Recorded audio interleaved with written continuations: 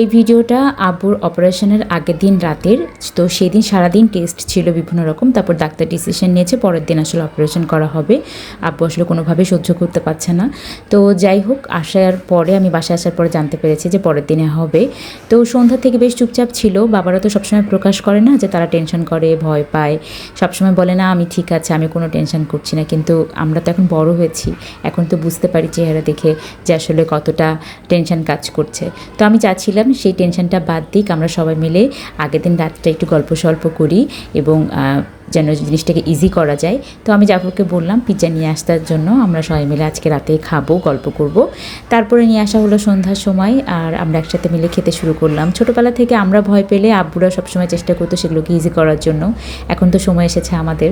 তো যাই হোক, আল্লাহ আমার বাবাকে সুস্থ রাখুক, আপনারা সবাই দোয়া করবেন। আর আমার টেবিলের অবস্থা দেখে কেউ কিছু মনে করবেন না, বাচ্চা কাচ্চার টেবিল এইরকম অবস্থা থাকে। এখানে সব ধরনের খেলনা থাকে, সবার ওষুধপত্র এখানে থাকে, সবার ফলমূল এখানে থাকে এবং যাবতীয় জিনিসপত্র সব এই টেবিলের উপরে রাখতে হয়। যতই টেবিলটা আমি গুছাই না কেন, টেবিলের মতোই থাকে।